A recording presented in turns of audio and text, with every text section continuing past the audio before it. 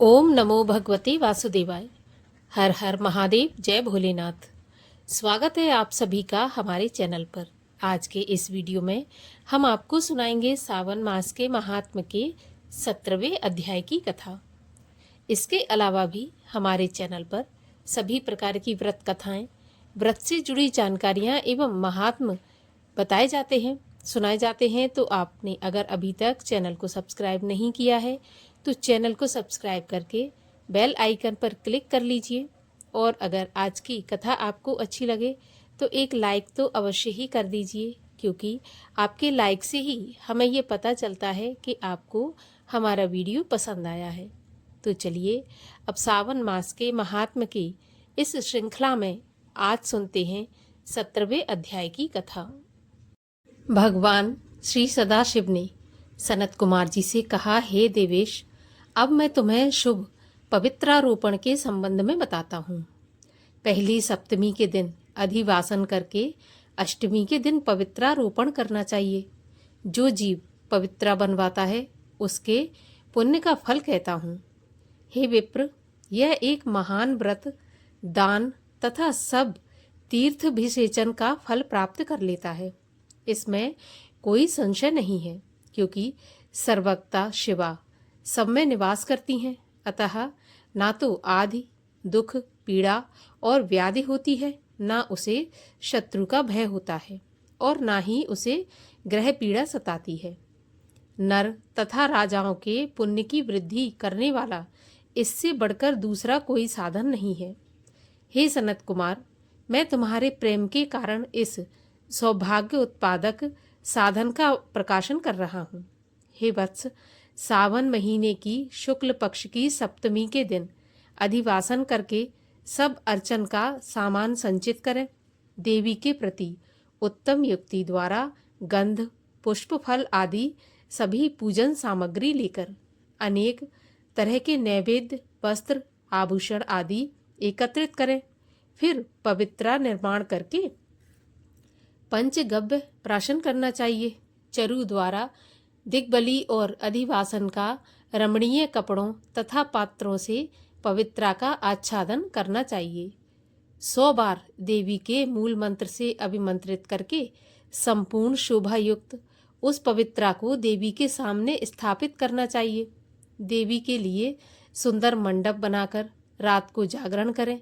उसके सामने नट, नर्तक, गायक आदि के कुशल विधि गणों द्वारा नृत्य, विद्या, विशारद, वाद्य गीत आदि का आयोजन करना चाहिए। अगले दिन प्रातःकाल स्नान करके दिशाओं में बलि देनी चाहिए।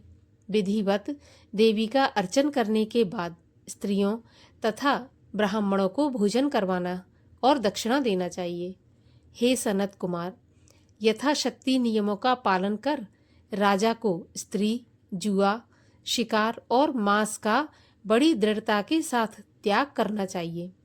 ब्राह्मण तथा आचार्य को स्वाध्याय का, वैश्य को खेती और व्यापार का कार्य 5-7 दिन बिल्कुल नहीं करना चाहिए।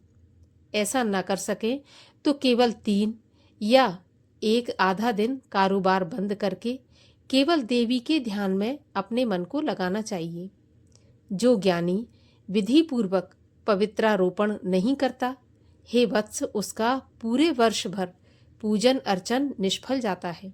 अतः मनुष्य को भक्ति द्वारा देवी परायण होकर प्रतिवर्ष शुभ पवित्रारोपण करना चाहिए।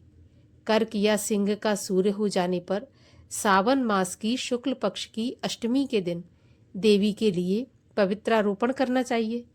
इसे ना करने पर दोष होता है, क्योंकि यह नित्य कर्म है। तब सनत कुमार जी ने पूछा कि हे महादेव, आपने जो पवित्रारोपण कहा है उसके निर्माण की विधि ठीक तरह से मुझे बतलाइए।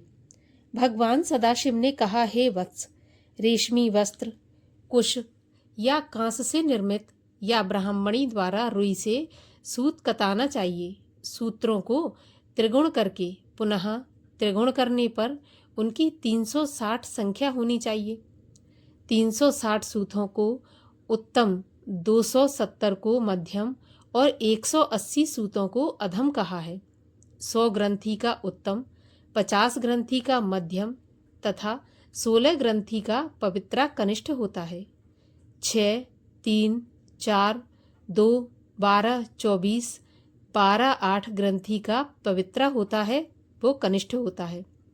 देवी प्रतिमा की नाभि तक सीमित पवित्रा कनिष्ठ, जांग तक मध्यम, जानू तक की पवित्रा उत्तम होती है। उस पवित्रा की सब गांठों को केसर से रंगना चाहिए तथा सर्वतोभद्र वेदी पर देवी का अर्चन करके देवी के सामने कलश या बांस का पत्र रखकर पवित्रा रखनी चाहिए। 3 सूत्रों में ब्रह्मा, विष्णु और शंकर का आवाहन करना चाहिए। 9 सूत्रों में ओमकार, सोम, वही, नाग, चंद्र, रवि, ईश और विश्वदेव का आवाहन पूर्वक स्थापन करना चाहिए। अब मैं 9 ग्रंथियों में देवों के स्थापन की विधि कहूँगा, सो इसे ध्यान से सुनो। क्रीबा, पौरुषी, वीरा, विजया, अपराजिता, मनोन्मनी, जया, भद्रा, मुक्ति और ईशा, इन नामों के आदि में प्रणव लगाकर ग्रंथि संख्या के अनुसार आवृत्ति करके आवाहन करना तथा चंदन आदि से अर्चन करना चाहिए। धूप देकर प्रणव द्वारा अभिमंत्रित कर देवी को पवित्रारोपण का विधान मैंने तुमसे कहा है। जिन दूसरे देवों को प्रतिपदा आदि तिथियों में पवित्रारोपण करना चाहिए, उन देवों को अब मैं तुमसे कहता हूँ। धनद, श्री, गौरी, गणेश, चंद्रमा, गुरुजन, भास्कर, चंडिका, अम्बा, वासुकी, ऋषि, चक्रपाणि, अनंत, शिव, ब्रह्मा और पितृ, इन देवों का प्रतिपदा आदि तिथि में अर्चन करना चाहिए। यह पवित्रारोपण प्रधान देवों का है। उनके अंग देवों को 3 तार वाला समर्पण करना चाहिए। भगवान सदाशिव ने कहा, हे सनत कुमार, सावन मास के दोनों पक्षों की नवमी के दिन जो विधान है, अब मैं वह तुमसे कहता हूँ। नवमी के दिन यथा विधि कुमारी नाम वाली दुर्गा का अर्चन करके, व्रत करके दूध तथा शहद मिला हुआ भोजन करना चाहिए। या दोनों पक्षों की नवमी को उपवास करके कुमारी नाम वाली चंडिका का निरंतर पूजन करना चाहिए। चांदी की प्रतिमा बनवाकर उसमें भक्ति द्वारा पाप नाशनी दुर्गा का कनेर के फूल, सुगंध, अगर, चंदन, दशांग, धूप और लड्डू द्वारा पूजन करना चाहिए। कुमारी को भोजन करवाकर भक्ति से ब्राह्मण और ब्राह्मणियों को भोजन करवाना चाहिए। फिर मौन हो बिल्व पत्र भोजन करना चाहिए। जो मनुष्य उत्तम भक्ति द्वारा दुर्गा की पूजा करते हैं, वे जहाँ निवास करते हैं उसी परम उत्तम लोक को जाते हैं। हे विपेंद्र, मैंने तुमसे यह नवमी का विधान कहा है। ये प्राणियों के पापों का नष्ट करने, सब संपत्तियों को देने और पुत्र पौत्र की वृद्धि करके एवं अंत में सद्गति देने वाला है। इस प्रकार 17वें अध्याय की कथा का समापन होता है।